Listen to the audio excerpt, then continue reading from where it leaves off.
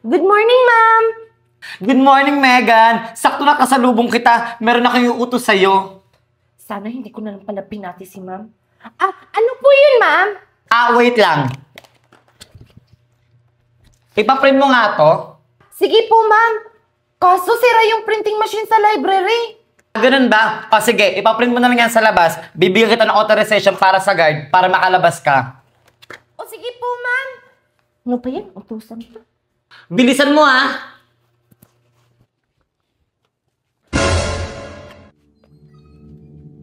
Ang dilim naman dito. Siyempre, stock room nga, di ba? O, may buksan mo na yung ilaw. Okay. Ano ba ang kukunin natin dito sa stock room? Yung mga papel ng dating principal dito. Sabi ni ma'am, nasa taas daw yun. Oh, ano pang hinihintay natin? Tara na, pumunta na tayo sa taas. Anong oras na? Magsisimula na yung assembly meeting natin. Oo, mo naman, Junjun. May isang oras pa naman. Mauna ka kaya, Junjun. Ba, kasi may daga dito nakakatakot. O sige, sige. Mauna ka na, Mimay. O sige. Ang dilim naman dito.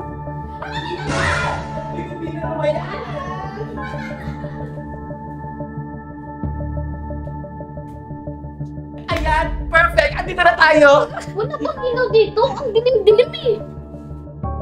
Ayan, Mima, yun nasa likod mo. Oo nga, no? Hala, nakalak yung pinto. Ano? Wala pa binigay si Ma'am na susi sa inyo? Anong gagawin natin?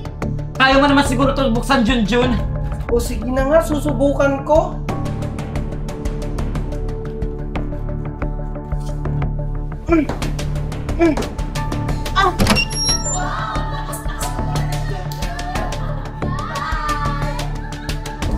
Babay, Junjun!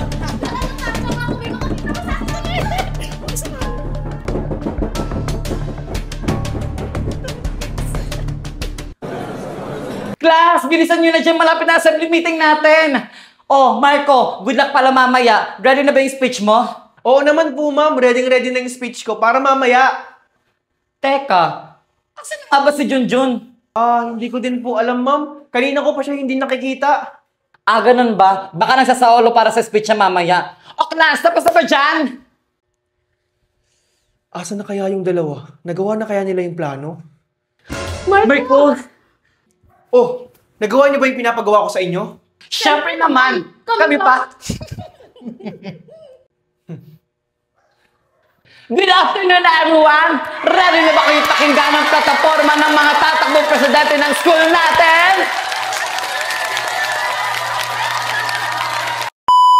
Thank you. Next, dadako na tayo for senator. Bakit wala pa si Junjun? Thank you.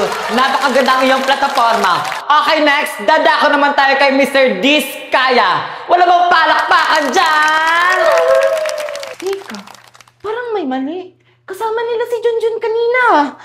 Bakit hanggang ngayon wala pa si Junjun? Magsisimula na yung speech nila. Ano na kayo nangyayari ngayon kay Junjun? Kawawa naman. Hindi to pwede. Kailangan kong hanapin si Junjun. Malapit na yung speech niya. Lahat manalo. Okay, everyone. Ito na ang pinakaantay nyo. Handa na kayo! Huwag excited na lahat! Huwag na ganun pa! Junjun! Junjun! Junjun! Junjun! Junjun!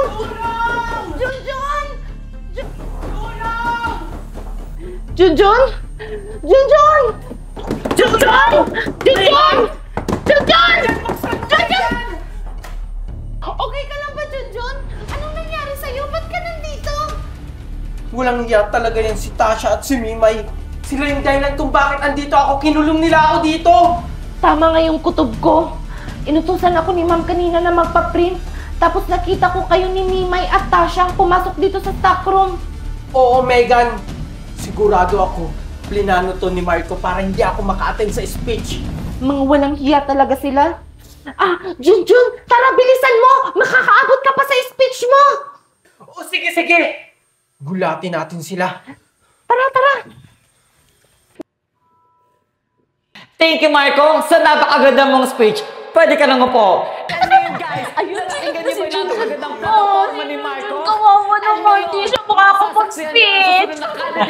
Walang iba kundi si... For sure ako, umiiyak ngayon si Junon sa stock room. Si Junjun!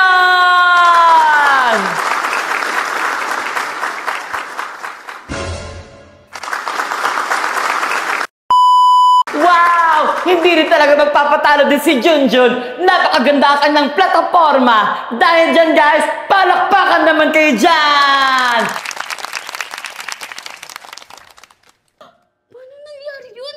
Tasha, paano nangyari nakalabas si Junjun sa stock room? Hindi ko din alam, Mimay. So bago tayo magtapos sa ating assembly meeting, batiin mo natin sila ng good luck and congratulations sa lahat ng candidates. Akala ko ba maayos yung trinabaho nyo? Bakit nandiyan si Junjun? Bakit nakalabas siya sa stock room?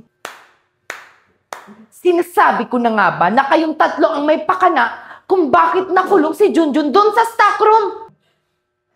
Hindi ko to papalampasin. Isusumbong ko kayo sa principal. Lalo ka na, Marco, para ma-disqualify ka. At bakit? May ebidensya ba? Eh di magsumbong ka, Megan. Bakit? Paniniwalaan ka ba ng principal? Eh wala kang ebidensya? Oo nga, masyado kang mapagbintang. May ebidensya ako. Nakita ng dalawang mata ko. Hindi ako papayag na hindi nyo pagbabayaran ang ginawa nyo kay Junjun. Gusto mo ako pa magbayad? Kayong dalawa, ayusin nyo. Kailangan hindi ito makaabot kay ma'am at sa principal. Ano ka ba, Marco? Huwag kang mag-alala. Kayang-kaya natin si Megan tsaka si Junjun. Oo nga, Marco. Masyado ka namang kinakabahan. Hindi ako natatakot. Baka nakakalimutan nyo na kayong dalawa lang yung gumawa. Huwag kang maingay, Mimay. Baka marinig tayo dito. Sino tayo, Marco? Dito tayo.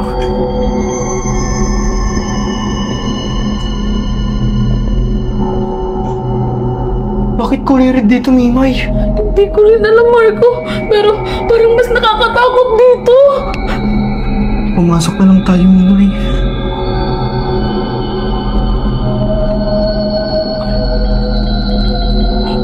Kung maingay, Mimay.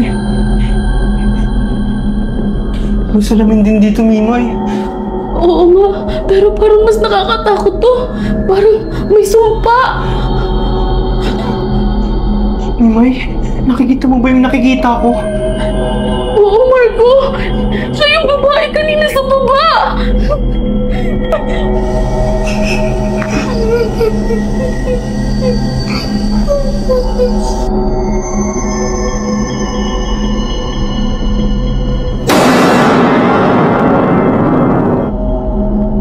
Nasaan siya, Marco?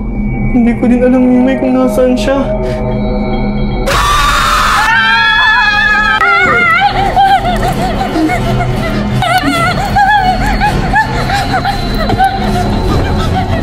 Bakit tayo mabuksan? Marco, bilisan mo na! Buksan mo na, bilis!